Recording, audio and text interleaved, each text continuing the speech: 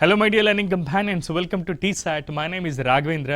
ఇవాళ ఈ సెషన్లో మనం జనరల్ ఇంగ్లీష్ సెక్షన్లో భాగంగా అన్ని రకాల పోటీ పరీక్షలలో అడిగేటటువంటి ఇడియామెటిక్ ఎక్స్ప్రెషన్స్ గురించి నేర్చుకోబోతున్నాం.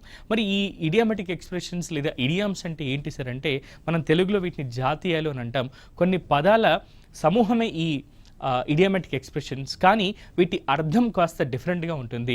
వాటిని కనుక ప్రాపర్గా తెలుసుకున్నట్టయితే, మనం ప్రాపర్గా తెలుసుకొని అర్థం చేసుకొని వాటి ఎగ్జాక్ట్ మీనింగ్ని ఏ సందర్భంలో వాటిని ఉపయోగిస్తామో తెలుసుకున్నట్టయితే మనం అన్ని రకాల పోటీ పరీక్షలలో అడిగేటటువంటి ఈ ఇడియామెటిక్ ఎక్స్ప్రెషన్స్ మీద కనీసం ప్రతి పోటీ పరీక్షలో వీటి మీద మనకు ఎక్కువగా మార్కులు వస్తూ ఉంటాయి. ఇప్పుడు ఉన్నటువంటి అన్ని రకాల పోటీ పరీక్షలలో కనీసం 3 నుంచి 5 మార్కులు మనం ఈ కాన్సెప్ట్ మీద మనం పొందొచ్చు మిత్రులారా. అయితే గతంలో ఎక్కువగా అడిగినటువంటి అన్ని రకాల పోటీ పరీక్షలలో అడిగే అవకాశం ఉన్నటువంటి ఎక్కువైతే ఇడియామెటిక్ ఎక్స్ప్రెషన్స్ ఏవైతే ఉన్నాయో వాటిని మనం ఈరోజు ఈ సెషన్లో తెలుసుకుందాం. అండ్ ఇక్కడ ఉన్నటువంటి ఇవే కాకుండా కనీసం మీరు ఒక 100 నుంచి 200 దాకా ఉన్నటువంటి ఇంపార్టెంట్ ఇడియామెటిక్ ఎక్స్ప్రెషన్స్ అంటే ఏంటి సార్ అంటే, అన్ని ఇంపార్టెంటే కదా అని మీరు అనుకోవచ్చు. కానీ ఎక్కువగా రిపీటెడ్గా పోటీ పరీక్షలలో అడుగుతున్నటువంటి వాటివి ఏవైతే ఉన్నాయో వాటిని మనం ఇక్కడ డిస్కస్ చేద్దాం. అలాగే ఇంకొన్ని మీరు మీ ఓన్గా ప్రిపేర్ అయినట్లయితే ఖచ్చితంగా మీరు ది బెస్ట్గా పర్ఫామ్ చేయగలుగుతారు. అలాగే మంచి మార్క్స్ని పొంది మీ కళ ఉద్యోగాన్ని కూడా పొందగలుగుతారు. సో మొదటగా ఇప్పుడు మనము ఆల్ ఇయర్స్ అని ఉంది. ఇయర్స్ అంటే ఏంటి? చెవులు అని అర్థం. సార్ ఆల్ ఇయర్స్ అంటే అన్ని చెవులు అని అర్థమా సార్ అని మీరు అనుకోవచ్చు. ఇక్కడ 2 పదాలు ఉన్నాయి, ఆల్ ఇయర్స్ అని ఉంది. ఆల్ ఇయర్స్ అంటే అర్థం ఏంటి సార్ అని అంటే, fully listening and paying attention. నేను చెప్పేది సరిగా వింటున్నాను అని అంటూ ఉంటారు చాలా వరకు. అప్పుడు మనం ఇలా చెప్పొచ్చు, ఐఎమ్ ఆల్ ఇయర్స్. నువ్వు చెప్పేది ప్రతీది కూడా నేను వింటున్నాను అని చెప్పడానికి. ఐఎమ్ ఆల్ ఇయర్స్ అంటే అర్థం ఏంటి అని అంటే, we are fully listening to the person who is talking to us and we are paying attention to his words అని. ఎవరైతే మనతో మాట్లాడుతున్నారో వాళ్ళు చెప్పేదాన్ని మనం శ్రద్ధగా వింటున్నాము, ఆలకిస్తున్నాము, వాళ్ళు చెప్పేదానికి మనం అటెన్షన్ని పే చేస్తున్నాము అన్నట్టుగా ఇక్కడ మనం ఈ ఆల్ ఇయర్స్ అనేటటువంటి ఇడియామెటిక్ ఎక్స్ప్రెషన్ యొక్క అర్థం గుర్తుంచుకోండి. ఇది మనం డే టు డే లైఫ్ కాన్వర్జేషన్స్లో కూడా యూజ్ చేసుకోవచ్చు. అటు పోటీ పరీక్షలకు ఉపయోగపడుతుంది, అలాగే మన regular day to day life కాన్వర్జేషన్స్కి కూడా ఇది మనకు ఉపయోగపడుతుంది. ఎప్పుడైనా సరే ఎవరైనా అన్నారనుకోండి, నేను చెప్పేది అసలు వింటున్నావా అని అన్నారనుకోండి, ఐఎమ్ ఆల్ ఇయర్స్. నువ్వు చెప్పేదంతా నేను వింటున్నాను, శ్రద్ధగా వింటున్నాను, నువ్వు చెప్పే ప్రతి మాటకి నేను అటెంటివ్గా ఉంటున్నాను అని చెప్పడానికి ఐఎమ్ ఆల్ ఇయర్స్ అని చెప్పి కూడా అంటూ ఉంటారు. లేదంటే ఆల్ ఇయర్స్ అనే దానికి అర్థం ఏంటి అని అంటే, మీరు చెప్పేది అంటే ఎదుటివారు చెప్పేది శ్రద్ధగా వింటున్నారు అండ్ చక్కగా ఆలకిస్తున్నారు అనే మీనింగ్లో ఆల్ ఇయర్స్ అనేటటువంటి ఈ ఇడియామెటిక్ ఎక్స్ప్రెషన్ మనం యూస్ చేస్తాం. ఒక ఎగ్జాంపుల్ తీసుకుందాం. Dear, go head, I'm all years, I will share my opinion later. సరే, నేను ఇక్కడ ఇది ఏ సందర్భంలో మాట్లాడుతున్నా అంటే, ఇద్దరు భార్యాభర్తలు మాట్లాడుకుంటున్నారు. భార్య చెప్పే ప్రతి మాటని భర్త పెడచోన పెడుతున్నాడు అని చెప్పేసి అనుకుంటుంది భార్య. అప్పుడు భర్త చెప్తున్నాడు, డియర్ గో హెడ్, నువ్వు చెప్పేదంతా చెప్పు, ఐఎమ్ ఆల్ ఇయర్స్, నువ్వు చెప్పేదంతా నేను వింటూ ఉన్నాను. సో భర్త చెప్తున్నాడు, dear go head, I'm all years, నువ్వు చెప్పేదంతా నేను వింటున్నాను, I will share my opinion later, నువ్వు చెప్పేదంతా అయిపోయిన తర్వాత చివరిలో నేను ఒపీనియన్ని నీతో షేర్ చేసుకుంటాను అని.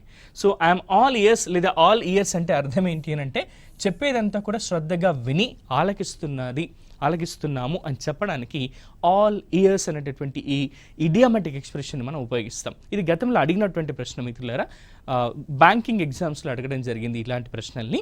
అండ్ ఇంకొన్నింటిని కూడా మనం చూద్దాము. ఈ సెషన్లో సుమారు ఒక 20 ఇడియామెటిక్ ఎక్స్ప్రెషన్స్ గురించి మనం తెలుసుకుందాం. ఇక రెండవది all in the same boat అని ఉంది. All in the same boat, 5 పదాలు ఉన్నాయి ఇక్కడ. దీని అర్థం ఏంటి? అందరం ఒకే పడవలో ప్రయాణిస్తున్నాం అన్న మీనింగ్లో దీన్ని వాడతాం. సింపుల్గా చెప్పాలనంటే, in the same situation or predicament అని చెప్పేసి మనం చెప్తూ ఉంటాం. సో ప్రిడిస్మెంట్ అని చెప్పేసి చెప్తూ ఉంటాం. సింపుల్గా చెప్పాలంటే అందరం ఒకే రకమైనటువంటి సిచ్యువేషన్లో ఉన్నాం, అందరం ఒకే రకమైనటువంటి బాధలో ఉన్నాం, అందరం ఒకే రకమైన సంతోషంలో ఉన్నాం, అందరూ ఒకే రకమైన సమస్యల్లో ఉన్నాం అని చెప్పేందుకు అప్పుడు మనము all in the same boat అనేటటువంటి ఇడియామెటిక్ ఎక్స్ప్రెషన్ ఉపయోగిస్తాం. చాలామంది తెలియక పొరపాటు చేస్తూ ఉంటారు. All in the same boat అంటే ఇదేమో సింపుల్గా బోట్లో ప్రయాణించే వాళ్ళ కోసం మాత్రమే ఉపయోగిస్తారేమో అని అనుకుంటూ ఉంటారు. అలా కాదు, అందరం కూడా ఒకే రకమైనటువంటి సమస్యల్లో ఉన్నాము, లేదా అందరం కూడా ఒకే రకమైనటువంటి సిచ్యువేషన్స్లో ఉన్నాము అందరం అంటే మన ఒక్కరమనే కాదు, మిగతా వాళ్ళందరూ కూడా అలాగే సఫర్ అవుతున్నారు లేదా సిచ్యువేషన్లో ఉన్నారు అని చెప్పేందుకే ఈ all in the same boat అనేటటువంటి ఇడియామెటిక్ ఎక్స్ప్రెషన్ మనం యూస్ చేస్తాం. చిన్న ఎగ్జాంపుల్ చూద్దాం. Everybody is facing the same issue, we are all in the same boat. ప్రతి ఒక్కరు కూడా సమస్యను ఎదుర్కొంటూనే ఉన్నారు. ఇదే సమస్యను, ఒకే సమస్యను అందరూ ఎదుర్కొంటున్నారు అనుకుందాం. సరే, ఇక్కడ ఎవ్రీబడి అని వచ్చింది కదా, ఎవ్రీబడి అంటే ప్రతి ఒక్కరు లేదా అందరనే మీనింగ్ వస్తుంది కదా. అక్కడ వచ్చేటటువంటి వర్డ్, దానికి వచ్చేటటువంటి హెల్పింగ్ వర్బ్ మీరు ఆర్ రాకుండా ఈజ్ ఎందుకు వచ్చిందంటే ఎవ్రీ వన్, ఎవ్రీబాడీ అనేది ఇక్కడ అంతా కూడా గుర్తుపెట్టుకోండి. వన్ అన్నప్పుడు, ఎవ్రీ వన్ అన్నప్పుడు ఈజ్ అనేది వస్తుంది. ఎందుకంటే అందరూ, ప్రతి ఒక్కరు అంటున్నాం కాబట్టి. వన్ అన్నప్పుడు అది సింగులర్ నౌన్ కిందనే పరిగణించాల్సి ఉంటుంది కాబట్టి సింగులర్ సబ్జెక్ట్గా అప్పుడు మనకి ఈజ్ అనేటటువంటి హెల్పింగ్ వర్బ్ అనేది వస్తుంది. ఓకే, అందుకే ఇక్కడ మనం అది తీసుకున్నాం. Everybody is facing the same issue, we are all in the same boat. ప్రతి ఒక్కరు కూడా ఒకే రకమైన సమస్యను ఎదుర్కొంటున్నారు, మనం అంతా కూడా ఒకే సమస్యలో ఉన్నాం, మనం అంతా కూడా ఒకే బోట్లో సెయిల్ అవుతున్నాం అన్నట్టుగా ఈ all in the same boat అనేటటువంటి ఈ ఇడియామెటిక్ ఎక్స్ప్రెషన్ యొక్క అర్థం ఇది. మనం ఒక పని చేద్దాం, ఇంకొన్ని ఇడియామెటిక్ ఎక్స్ప్రెషన్స్ని చూద్దాం. బీట్ అరౌండ్ ద బుష్, ఇది గతంలో అడిగినటువంటి ప్రశ్న. మొన్న గ్రూప్ 1 మెయిన్స్ పరీక్షలో, రీసెంట్గా జరిగినటువంటి గ్రూప్ 1 మెయిన్స్ పరీక్షలో అడిగినటువంటి ప్రశ్న మిత్రులారా. బీట్ అరౌండ్ ద బుష్ అంటే అర్థం ఏంటి అని అంటే చల్లకొచ్చి ముంత దాచడం. సో గతంలో దీనికి ఒక స్టోరీ ఉంది, బీట్ అరౌండ్ ద బుష్ అని. ఒక ఆవిడ, పక్కింట్లో ఉన్న ఒక ఆవిడ పూర్వకాలంలో వాళ్ళ ఇంట్లో పెరుగు తోడు కోసం వచ్చేసి వెనకాల ముంత దాచిపెట్టుకుందట. సో దీన్ని ఏమంటూ ఉంటారంటే చల్లకొచ్చి ముంత దాచిపెట్టింది అని. అంటే కాస్త మజ్జిగ ఇస్తావా అని అడగడానికి వచ్చి ఆవిడ మొహమాట పడుతూ ఎలా ఉన్నారు, తిన్నారా, ఇలాంటి వేరే వేరే కబుర్లన్నీ చెప్తుంది. కానీ తను ఎందుకు వచ్చింది అనేటటువంటి మెయిన్ పాయింట్ చెప్పకుండా దాచిపెడుతుంది. కాబట్టి దీన్ని ఏమంటామంటే బీట్ అరౌండ్ ది బుష్ అని అంటాం. తెలుగులో చల్లకొచ్చి ముంత దాచడం అనేటటువంటి జాతీయంతో దీన్ని మనం కంపేర్ చేసుకోవచ్చు. అయితే దీని ఇంగ్లీష్ మీనింగ్ ఏంటి సార్ అంటే avoiding the main topic or being indirect. ఏ విషయానికైతే మనం మాట్లాడాలనుకుంటున్నామో, ఏ విషయం గురించి అయితే మనం చెప్పాలనుకుంటున్నామో ఆ విషయాన్ని చెప్పకుండా వేరే వేరే విషయాలన్నీ మాట్లాడుతూ టైం వేస్ట్ చేయడం అన్నమాట. లేదంటే సింపుల్గా చెప్పాలంటే చెప్పాల్సిన విషయాన్ని కాకుండా మిగతాదంతా చెప్తూ ఉండడాన్ని ఏమంటామంటే బీటింగ్ అరౌండ్ ద బుష్ లేదా బీట్ అరౌండ్ ద బుష్ అని చెప్పేసి చెప్తూ ఉంటాం. గుర్తుంచుకోండి, ఎప్పుడైనా సరే ఈ ఇడియామెటిక్ ఎక్స్ప్రెషన్ యొక్క అర్థం ఏంటి అని అంటే మెయిన్ టాపిక్ కాకుండా, చెప్పాల్సినటువంటి మెయిన్ టాపిక్ కాకుండా మిగతా విషయాలన్నీ చెబుతూ ఉన్నప్పుడు ఈ ఇడియామెటిక్ ఎక్స్ప్రెషన్ని యూస్ చేస్తాం. బీట్ అరౌండ్ ద బుష్ అనేటటువంటి ఈ ఇడియామెటిక్ ఎక్స్ప్రెషన్ మనం యూస్ చేస్తాం. ఒక ఎగ్జాంపుల్ చూద్దాం. Stop being around the bush. Stop beating around the bush and tell me why you didn't attend to my marriage. మా ఫ్రెండ్ మ్యారేజ్ పిలిచాడు, నేను వెళ్ళలేదు. నేను ఎందుకు రాలేదురా అని అడిగితే నాకు చిన్న వర్క్ ఉండింది, అది ఉండింది, ఇది ఉండింది, ఏదో కహానీలు చెప్తున్నాను కానీ పెళ్ళికి ఎందుకు రాలేదు అనే విషయాన్ని నేను చెప్పట్లేదు. అప్పుడు మా ఫ్రెండ్ కోపం వచ్చేసింది. అప్పుడు వాడు ఏమంటున్నాడంటే stop beating around the bush. పిచ్చి పిచ్చిగా విషయాలన్నీ చెప్పొద్దు, మెయిన్ టాపిక్ చెప్పు నాకు. అండ్ టెల్ మీ, ఇక్కడ ఏమడుగుతున్నాడు, and tell me why you didn't attend to my marriage. ఎందుకు నువ్వు నా పెళ్ళికి రాలేదో ఆ కారణం చెప్పు అని అంటున్నాడు. సో ఇలా ప్రత్యేకంగా ఉన్నటువంటి మెయిన్ కారణం కాకుండా మిగతా విషయాలన్నింటినీ మాట్లాడుతూ ఉన్నప్పుడు మనం బీట్ అరౌండ్ ద బుష్ అనేటటువంటి ఈ ఇడియామెటిక్ ఎక్స్ప్రెషన్ మనం యూస్ చేస్తాం. సింపుల్గా చెప్పాలంటే బీట్ అరౌండ్ ద బుష్ అని అంటే ఒక పొదలో పాము ఉంది అనుకోండి, పాము ఉన్న దగ్గర కొట్టకుండా మిగతా ఏరియాల్లో అంతా కొట్టడం అనమాట. సో దీన్నే బీట్ అరౌండ్ ద బుష్ అని చెప్పేసి కూడా చెప్తూ ఉంటాం. బుష్ అంటే పొదలు అని మనందరికి తెలిసిందే. సో ఇది చాలా ఇంపార్టెంట్ మిత్రులారా. మొన్ననే చెప్పాను కదా, గ్రూప్ 1 మెయిన్స్ పరీక్షలో general English qualifying paper mains పరీక్షలో అడగడం జరిగింది. ఇది చాలా important. Beating around the bush లేదా బీట్ అరౌండ్ ద బుష్ అనేటటువంటి ఇడియామెటిక్ ఎక్స్ప్రెషన్, ఇలాంటివి మనం ఎక్కువగా నేర్చుకోబోతున్నాం. ఒకసారి మనం చూద్దాం. ఇది ఎప్పుడు అడిగారు? గ్రూప్ 1 మెయిన్స్లో అడిగారు. సో ఇది చాలా ఇంపార్టెంట్ కాన్సెప్ట్ మిత్రులారా. గతంలో కూడా చాలా పోటీ పరీక్షలలో అడగడం జరిగింది బీట్ అరౌండ్ ద బుష్ అనేది. ఇక రెండోది ఏంటి సార్ అంటే bite the bullet. Bullet bite అని ఉంది. ఇదేంటి సార్, బుల్లెట్ని కొరకాలా అని చెప్పేసి మీకు డౌట్ రావచ్చు. సో దీని అర్థం ఏంటి సార్ అంటే bite the bullet to face a difficult or unpleasant situations bravely అన్నట్టుగా. ఏదైనా సరే ఒక సమస్య వచ్చింది, ఏదైనా ఒక ప్రాబ్లం వచ్చింది, అన్ఎక్స్పెక్టెడ్గా మీకు ఒక విపత్తు ఏర్పడింది అనుకుందాం, దాన్ని ధైర్యంగా ఎదుర్కోవడాన్ని మనం ఆ సందర్భాన్ని ఏమని చెప్తామంటే బైట్ ద బుల్లెట్ అని చెప్పి చెప్తూ ఉంటాం. బైట్ ద బుల్లెట్ అంటే మనకి ఇష్టం లేకుండా ఏదైనా ఒక పని జరిగినప్పుడు లేదా ఒక కష్టం ఎదురైనప్పుడు దాన్ని మనం ధైర్యంగా ఎదుర్కోవడానికి మనం ఈ బైట్ ద బుల్లెట్ అనేటటువంటి ఈ ఇడియామెటిక్ ఎక్స్ప్రెషన్స్తో యూజ్ చేస్తాం. ఇది కూడా గతంలో అడిగినటువంటి ప్రశ్న మిత్రులారా, పోటీ పరీక్షలలో ఇది గతంలో అడిగినటువంటి ప్రశ్న. సో దీని అర్థం ఏంటి అని అంటే to face a difficult or unpleasant situation bravely. ఏదైనా ఒక సమస్యను, తీవ్రతరమైనటువంటి సమస్యను, ఒక అన్ప్లెజెంట్ సిచ్యువేషన్ని ధైర్యంగా ఎదుర్కోవడం అని చెప్పేసి దీని అర్థం. కొన్ని ఎగ్జాంపుల్ చూద్దాం. I have to bite the bullet. I have to bite the bullet and tell her the truth even though it might hurt her. So ఇక్కడ చిన్న సందర్భాన్ని మనం ఉపయోగించి చెప్పొచ్చు. సో నేను ఏ విధంగా ఎలా అయినా సరే ఇప్పుడు నేను ఈ రిస్క్ తీసుకోవాల్సిందే. I have to bite the bullet. ఎందుకనంటే tell her the truth even though it might hurt her. ఆమె ఒకవేళ బాధపడ్డా సరే, నేను చెప్పే విషయం చెప్పిన తర్వాత ఆమె బాధపడినా సరే నేను ఖచ్చితంగా ఈ విషయాన్ని చెప్పాలి. అందుకే I have to bite the bullet అని అంటున్నాం ఇక్కడ. బైట్ ద బుల్లెట్ అంటే ఏదైనా సరే ఒక సమస్యను ధైర్యంగా ఎదుర్కోవడం అన్నట్టుగా. సో ఇలాంటి వాటి సందర్భాల్లో మనం బైట్ ద బుల్లెట్ అనేటటువంటి ఈ ఇడియామెటిక్ ఎక్స్ప్రెషన్ యూజ్ చేస్తాం మిత్రులారా. ఇది చాలా ఇంపార్టెంట్ అండి, గతంలో మనకు అడిగినటువంటి ప్రశ్న కూడా. So next call it day. Call it day అంటే అర్థం ఏంటి అని అంటే కాల్ ఇట్ అ డే, ఒక రోజుగా పిలవండి అనే మీనింగ్ వస్తుంది. ఎందుకు అలా వస్తుంది సార్ అంటే దీని మీనింగ్ అది కాదు. కాల్ ఇట్ అ డే అని అంటే ఇక ఇవాళకి నా పని అయిపోయింది, ఇక నా వల్ల కాదు, ఇక ఈ రోజుకి ఇక నేను ముగించేస్తున్నాను అని చెప్పడానికి మనం కాల్ ఇట్ అ డే అనేటటువంటి ఇడియామెటిక్ ఎక్స్ప్రెషన్ యూస్ చేస్తాం. అంటే ఒక రోజంతా నేను ఇంకా పూర్తిగా సక్సెస్ఫుల్గా పని చేసేసినా ఇంకా చాలు, అలసిపోయా, ఈ రోజుకి ఇక ఆపేద్దాం అని అనుకున్నప్పుడు కాల్ ఇట్ అ డే అనేటటువంటి ఇడియామెటిక్ ఎక్స్ప్రెషన్స్తో మనం యూస్ చేసి చెప్తాం. Meaning to stop working or to end an activity. ఒక యాక్టివిటీని మీరు కంటిన్యూస్గా చేస్తున్నారు, దాన్ని ఆపేయడం లేదా దాన్ని స్టాప్ చేయడం, దీన్ని ఏమంటాం సార్ అంటే మనం కాల్ ఇట్ అ డే అని అంటాం. నెక్స్ట్ ఒక ఎగ్జాంపుల్ చూద్దాం. We have been working all the afternoon, let's call it a day and continue tomorrow. మధ్యాహ్నం నుంచి పని చేస్తూనే ఉన్నాం కంటిన్యూస్గా. We have been working all afternoon, మధ్యాహ్నం అంతా మనం పని చేస్తూనే ఉన్నాం. Let's call it a day, ఈరోజు ఇంకా ఆపేద్దాం. అండ్ కంటిన్యూ టుమారో, రేపు మళ్ళీ కంటిన్యూ చేద్దాం అన్నట్టుగా. కాల్ ఇట్ డే అని అంటే అర్థం ఏంటి అని అంటే ఒక పనిని ముగించడం లేదా స్టాప్ చేయడం. ఒక రోజుకి ఒక పనిని ముగించడం, లేదా ఒక రోజుకని కాదు, ఏదైనా మనం చేస్తున్న ఒక పనిని ముగించడం, స్టాప్ చేయడం ఏదైతే ఉంటుందో దాన్ని కాల్ ఇట్ డే అనేటటువంటి ఈ ఇడియామెటిక్ ఎక్స్ప్రెషన్తో యూజ్ చేస్తాం. ఇది గతంలో బ్యాంకింగ్ ఎగ్జామ్లో అడిగినటువంటి ప్రశ్న మిత్రులారా. బ్యాంకింగ్ ఎగ్జామ్స్లో అడిగినటువంటి ప్రశ్న. ఇందాకటి ప్రశ్ననేమో మనకు బీట్ అరౌండ్ ద బుష్ అనేది గ్రూప్ 1 మెయిన్స్లో అడిగారు. అంతకుముందు అడిగినటువంటి ప్రశ్నలు గ్రూప్స్ ఎగ్జామ్స్లో కూడా అడిగారు. సో ఇలాంటివి వచ్చినప్పుడు మాత్రం ఖచ్చితంగా మీరు గుర్తుపెట్టుకోండి.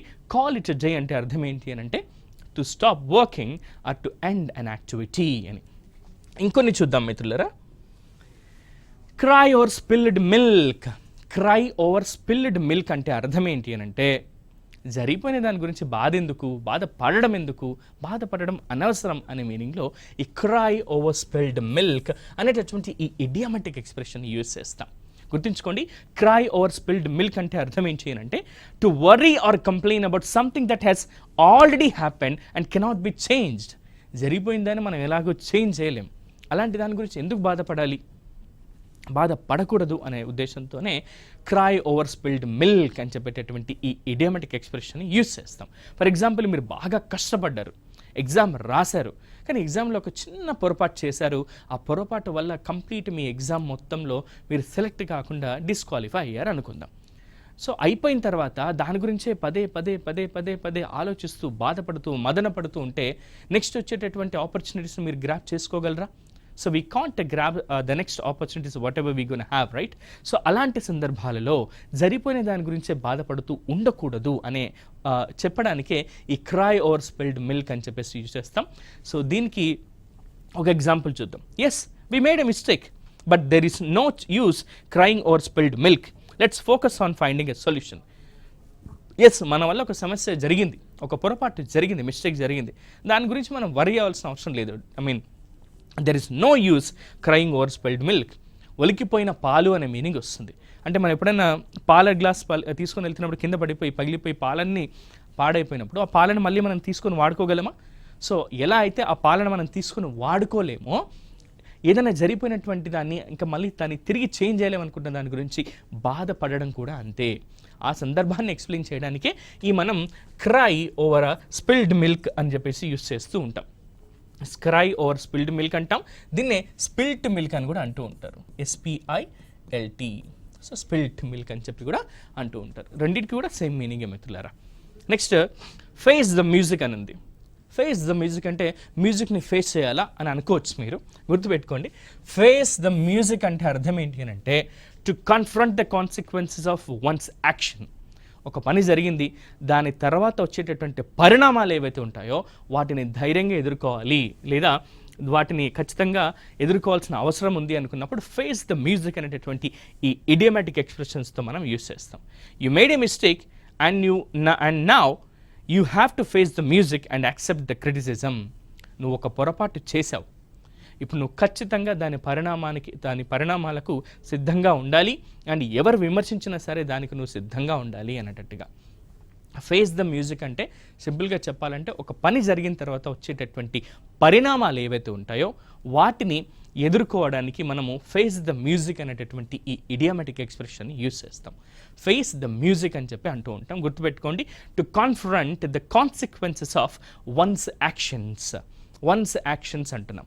సో ఇక్కడ వన్స్ అంటే ఒకరి యొక్క అనే మీనింగ్ వస్తుంది మిత్రులారా, గుర్తుంచుకోండి. సో ఒకటి ఇలాంటిదే గతంలో ఒక ప్రశ్న అడిగారు. ఇప్పుడు నేను ఒక క్వశ్చన్ రాస్తాను, చూడండి ఒకసారి. One has to do work అని ఉంది.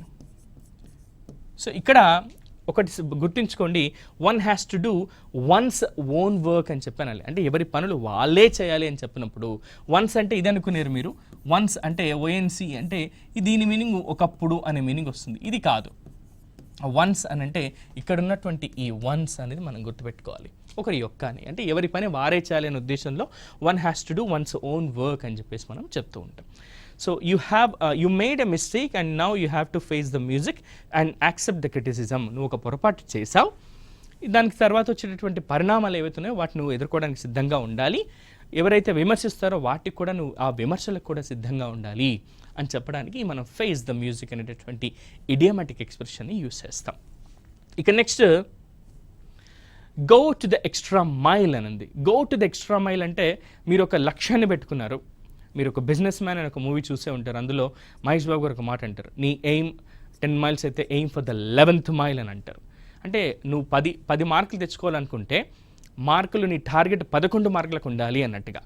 Aim for the 11th mile అని అంటూ ఉంటాం. So aim for the 11th mile అంటే ఇక్కడ కూడా same go to the extra mile అని అంటున్నాం. Go to the extra mile అంటే to put in extra effort or to do more than what is expected. నువ్వు ఒక రోజుకి 6 గంటలే చదువుతావు అనుకుందాం, 6 గంటలు కాదు 9 గంటలు టార్గెట్ పెట్టుకో. సింపుల్గా చెప్తున్నాను. గో టు ఎక్స్ట్రా మైల్ అంటే అదే, go to the extra mile అంటే దాని మీనింగ్ అనమాట అది. If you want to succeed in this competitive industry you needs to go to the extra mile. ఇప్పుడే చెప్పుకున్నాం మనం, ఈ కాంపిటేటివ్ ఎగ్జామ్ వరల్డ్లో, ఈ పోటీలో మీరు కనుక సక్సెస్ అవ్వాలి అనుకుంటే you should go to the extra mile. మీరు ఇంకొక మైల్ అంటే అందరికంటే ఒక అడుగు ముందుకే మీరు వేస్తూ ప్రిపేర్ అవ్వాల్సి ఉంటుంది అని.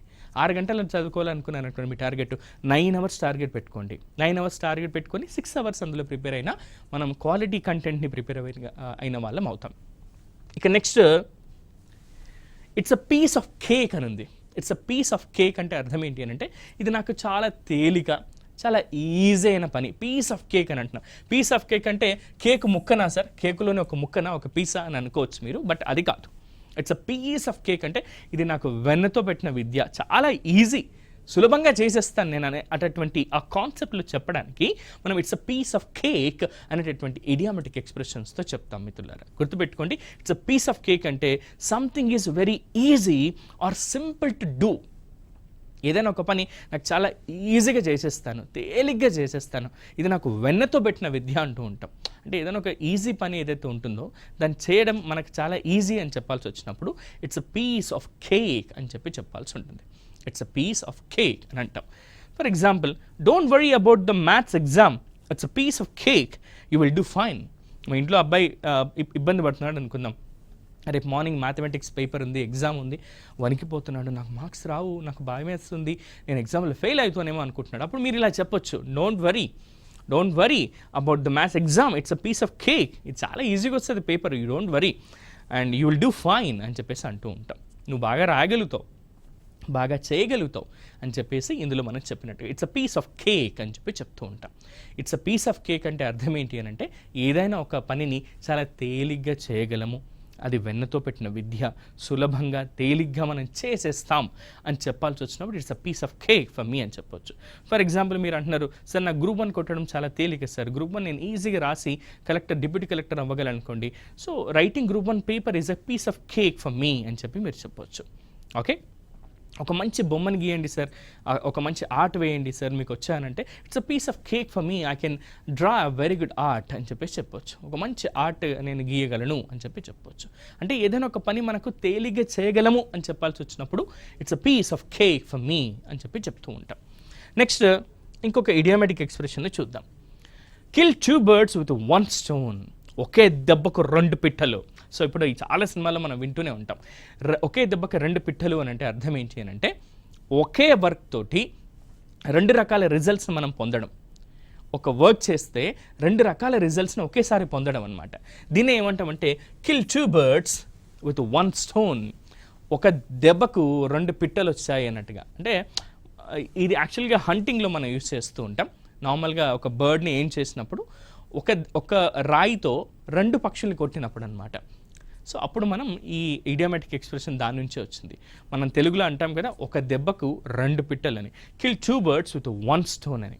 So accomplish 2 things at the same time with a single action, ఒక పని చేయడం వల్ల 2 పనులను మనం పూర్తి చేయడం.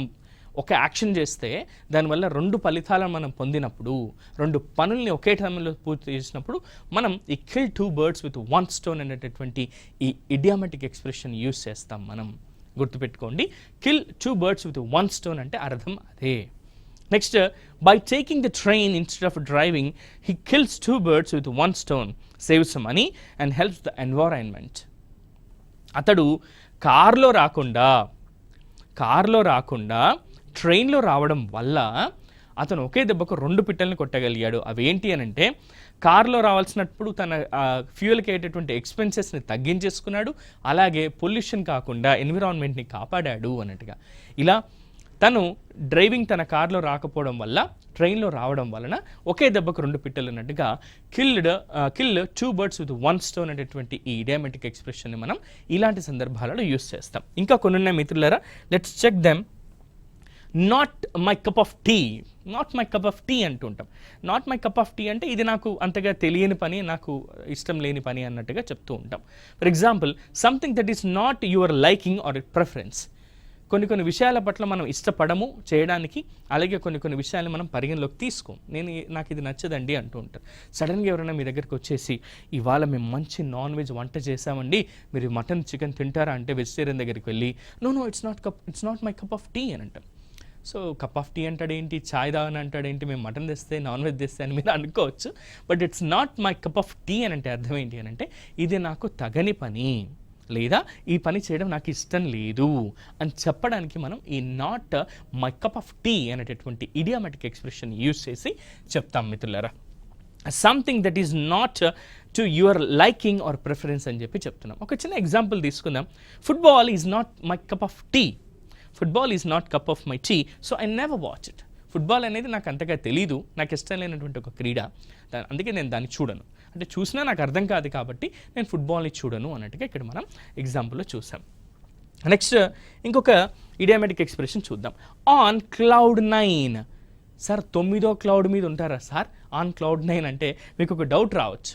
ఆన్ క్లౌడ్ 9 అంటే అర్థం ఏంటి అని అంటే నేను మేఘాల్లో తేలిపోతున్నాను, ఆనందం పట్టలేక ఆకాశంలో మేఘాల్లో తేలిపోతున్నాను అనే మీనింగ్లో ఆన్ క్లౌడ్ 9 అని చెప్పేటటువంటి ఇడియోమాటిక్ ఎక్స్ప్రెషన్స్తో యూస్ చేస్తాం. For example, feeling extremely happy or joyful అని చెప్పి చెప్తూ ఉంటాం. సింపుల్గా చెప్పాలంటే ఏదైనా ఒక విషయం మీకు బాగా పట్టరానంత సంతోషాన్ని ఇచ్చింది, చాలా ఆనందాన్ని ఇచ్చింది అని అంటే మీరు చాలా వరకు చెప్తుంటారు, ఇప్పుడు నేను మేఘాల్లో తేలిపోతున్నా తెలుసా, నాకు చాలా ఆనందంగా ఉంది అని అంటూ ఉంటాం. సో అలాంటి సందర్భాల్లో క్లౌడ్ 9, ఐఎమ్ ఆన్ క్లౌడ్ 9 అని చెప్తూ ఉంటాం. ఫర్ ఎగ్జాంపుల్, నాకు ఇప్పుడే యూపీఎస్సీలో ఐఏఎస్ జాబ్ వచ్చిందనుకోండి, నేను hurray I got the job, I'm on cloud 9 అని చెప్పి చెప్తా. నేను ఇప్పుడు ఆకాశంలో ఎగురుతున్నా, నేను మేఘాల్లో తేలిపోతున్నా, నా కళలో ఉద్యోగాన్ని సాధించాను అన్నట్టుగా. నెక్స్ట్ ఒక ఎగ్జాంపుల్ చూద్దాం. When he got the job offer he was on cloud 9, it was his dream job. అదే ఎగ్జాంపుల్ చెప్పాము ఇక్కడ మనం. When he got the job offer he was on cloud 9. అతనికి తన జాబ్ ఆఫర్ లెటర్ ఇలా చేతికి ఇవ్వగానే అపాయింట్మెంట్ ఆర్డర్, తను పట్టరానంత సంతోషంతో ఆకాశంలో ఎగురుతున్నాడు, తను క్లౌడ్ 9లో ఉన్నాడు, మేఘాల మీద ఉన్నాడు అన్నట్టుగా. It was his dream job, ఎందుకంటే అతడిది తన కళల ఉద్యోగం, దాన్ని సాధించాడు కాబట్టి. సో ఎప్పుడైనా సరే ఎక్స్ట్రీమ్ హ్యాపీ ఆర్ జాయ్ఫుల్గా ఉన్నప్పుడు మనం ఈ ఇడియామెటిక్ ఎక్స్ప్రెషన్స్ యూస్ చేసి చెప్తాం. ఇంకొన్ని ఎగ్జాంపుల్స్ ఉన్నాయి మిత్రులారా, ఇంకొన్ని ఇడియామెటిక్ ఎక్స్ప్రెషన్స్ ఉన్నాయి, చూద్దాం. Once in a blue moon. Once in a blue moon అంటే అర్థం ఏంటి అని అంటే హ్యాపెన్స్ వెరీ రేర్లీ, చాలా అరుదుగా జరుగుతూ ఉంటాయి అని చెప్పడానికి once in a blue moon అని చెప్పి చెప్తూ ఉంటాం. అమావాస్యకో పున్నంకో అని అంటూ ఉంటాం కదా. ఏదైనా ఒక పని అమావాస్యకి జరిగింది, పున్నానికి జరిగింది అంటే ఒక 15 రోజులు, పక్షం రోజుల తర్వాత, ఎప్పుడు రెగ్యులర్గా జరగదు, ఎప్పుడో ఒకసారి జరుగుతుంది అరుదుగా అని చెప్పడానికి once in a blue moon అని చెప్పి చెప్తూ ఉంటాం. We eat at home most of the time, we go to restaurants once in a blue moon for special occasions. ఎప్పుడు ఇంట్లోనే తింటాం, ఎప్పుడు బయటికి వెళ్ళి తినం, కానీ ఎప్పుడైనా స్పెషల్ అకేషన్స్ ఉన్నప్పుడు మాత్రం మేము అప్పుడప్పుడు బయటికి వెళ్తుంటాం. That is in once in a blue moon అంటే అప్పుడప్పుడు మేము వెళ్తూ ఉంటాం, అరుదుగా కాకుండా అన్నట్టుగా. Next, pull someone's leg అంటే ఇంకొకరి కాలు లాగడం అని చెప్పేసి మీనింగ్ వస్తుంది, కానీ ఇది దాని అర్థం ఇది కాదు. పుల్ సమ్ వన్స్ లెగ్ అంటే ఏంటి అని అంటే ఒకరితో జోక్స్ వేయడం అనే మీనింగ్లో చెప్తాం మనం. పుల్ సమ్ వన్స్ లెగ్ అంటే to tease or joke with someone, ఒక వ్యక్తితో మనము జోక్ చేయడము, వాళ్ళని ఏడిపించడం అన్నట్టుగా ఈ పుల్ సమ్ వన్స్ లెగ్ అనేటటువంటి ఇడియామెటిక్ ఎక్స్ప్రెషన్స్తో మనం యూస్ చేస్తాం. It just pulling our leg, he doesn't really mean what he said. ఊరికే అట్లా అంటున్నాడు కానీ అతను మనతో అన్న విషయం ఏమిటి నిజం కాదు, జస్ట్ మనతో జోక్ చేస్తున్నాడు అన్నట్టుగా. He is just pulling our leg or pulling your leg, అతను జస్ట్ నీతో జోక్ చేస్తున్నాడు అంతే, ఆయన మాటల్ని సీరియస్గా తీసుకోవద్దు అని చెప్తూ ఉంటాం. సో అలాంటి వాటికి మనం పుల్ సమ్ వన్స్ లెగ్ అని అంటూ ఉంటాం.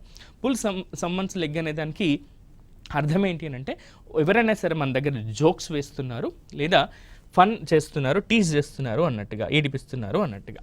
Next, over the moon. Over the moon అంటే డిలైటెడ్ ఆర్ ఎక్స్ట్రీమ్లీ హ్యాపీ. ఇందాక క్లౌడ్ 9 ఎలా అయితే మనం బాగా పట్టరానంత సంతోషం, జాయ్తో చెప్పామో, ఇక్కడ కూడా ఓవర్ ద మూన్ అనే దాన్ని డిలైటెడ్ ఆర్ ఎక్స్ట్రీమ్లీ హ్యాపీగా ఉన్నప్పుడు దీన్ని యూస్ చేస్తాం. For example, he was over the moon when he received his acceptance letter from the university. ఒక కేంబ్రిడ్జ్ యూనివర్సిటీలో ఒక మంచి జాబ్ కోసం అతను అప్లై చేయగానే యూనివర్సిటీ నుంచి యాక్సెప్టెన్స్ లెటర్ వచ్చింది.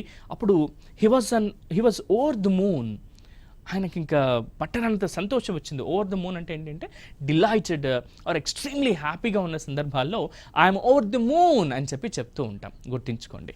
ఇది ఈ ఇడియామెటిక్ ఎక్స్ప్రెషన్ యొక్క అర్థము. ఇంకొన్ని ఉన్నాయి మిత్రులారా, అవి చూద్దాం. Raining cats and dogs.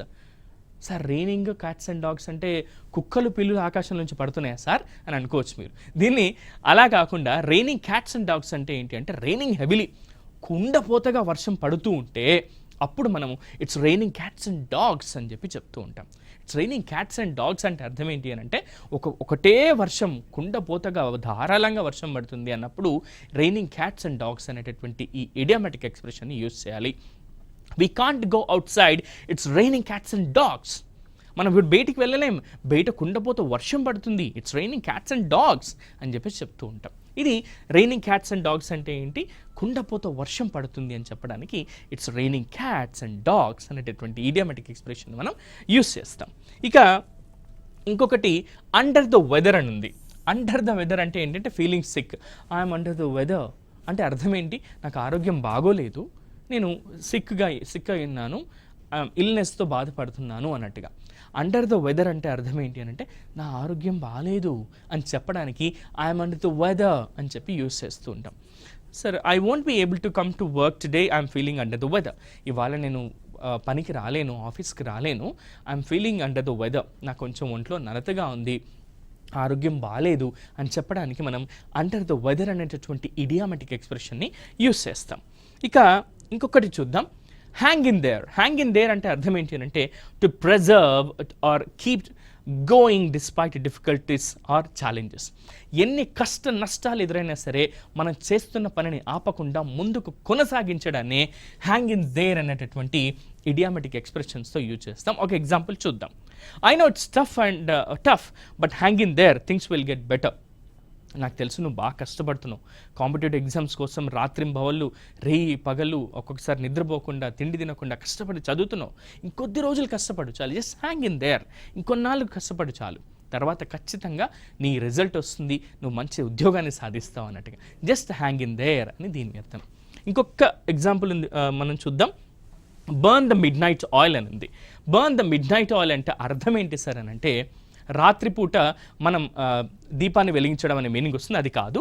To work or study late into the night, లేట్గా రాత్రిపూట తెల్లవారులు చదువుతూ ఉండడాన్ని మనం burn the midnight oil అని అంటాం. ఈ burn the midnight oil అనే కాన్సెప్ట్కి ఒక చిన్న స్టోరీ ఉంది, 1 minute మీకు ఇది క్లియర్గా ఎక్స్ప్లెయిన్ చేస్తాను మిత్రులారా. దీని అర్థం ఏంటి అని అంటే, పూర్వకాలంలో కరెంట్ ఎలక్ట్రిసిటీ కనుక్కోక ముందు అందరూ ముఖ్యమైన పనుల కోసం ఏం చేసేవారంటే కిరోసిన్ దీపాన్ని పెట్టుకొని దీపాన్ని వెలిగించుకొని వాళ్ళ పనులు అయిపోయాక దాన్ని ఆర్పేసేవారు. అప్పట్లో కిరోసిన్ లేదా ఈ ఆయిల్ ఏదైతే ఉంటుందో ఫ్యూయల్, ఇది చాలా కాస్ట్లీగా ఉండేది. అలా కాకుండా ఒక వ్యక్తి ఇంట్లో ఎప్పుడైనా సరే రాత్రిపూట అంత కాస్ట్లీ ఆయిల్ని బర్న్ చేస్తూ పని చేస్తున్నారంటే ఆ ఇంట్లో ఏదో ముఖ్యమైన పని జరుగుతుంది అనే అర్థం ఉండేదన్నమాట. సో ఆ విధంగా అనుకునేవాళ్ళు. అలాంటి సందర్భాల్లోనే burn the midnight oil అనేటటువంటి ఈ ఇడియామెటిక్ ఎక్స్ప్రెషన్ వచ్చింది. So to work or study late into the night, తెల్లవార్లు అంటే ఆల్మోస్ట్ డే అంతా కూడా నైట్ అంతా కూడా మేల్కొని ఉంటూ ఒక పని చేయడాన్ని burn the midnight oil అని చెప్పి చెప్తూ ఉంటారు. For example, I'm exhausted because I was burning the midnight oil yesterday. నిన్న రాత్రంతా కష్టపడి చదివాను, పని చేశాను కాబట్టి ఇవాళ అంతా ఎగ్జాస్ట్ అయిపోయింది, నా వల్ల అవ్వట్లేదు అనే మీనింగ్లో ఆ burn the midnight oil అనేది యూజ్ చేస్తాం. ఇప్పుడు మీరంతా కూడా పోటీ పరీక్షల కోసం రాత్రంతా కష్టపడి చదువుతూ ఉంటారు కదా, దాన్ని కూడా ఇలా చెప్పొచ్చు. We are burning the midnight oil as we are appearing for competitive examinations అని చెప్పి కూడా చెప్పొచ్చు. ఇది మన ఇడియామెటిక్ ఎక్స్ప్రెషన్స్ యొక్క అర్థాలు మిత్రులారా. మనం ఒక పని చేద్దాం. ఈ ఇడియామెటిక్ ఎక్స్ప్రెషన్స్ ఏవైతే ఉన్నాయో వీటిని మీరు సొంత వాక్యాల్లో మీరు కనుక ప్రాక్టీస్ చేసి ఈ కింద కామెంట్స్ రూపంలో మాకు తెలియజేసినట్టయితే మేము చాలా హ్యాపీగా ఫీల్ అవుతాం. టీసెట్ వారు అందిస్తున్న ఇంత చక్కటి అవకాశాన్ని ఉపయోగించుకొని మీరు ది బెస్ట్గా ప్రిపేర్ అయ్యి పోటీ పరీక్షలో మీరు కలల కన్నా ఉద్యోగాన్ని సాధించాలని మనస్ఫూర్తిగా కోరుకుంటూ నేను మీ రాఘవేంద్ర. నెక్స్ట్ సెషన్లో మళ్ళీ కలుద్దాం. Thank you.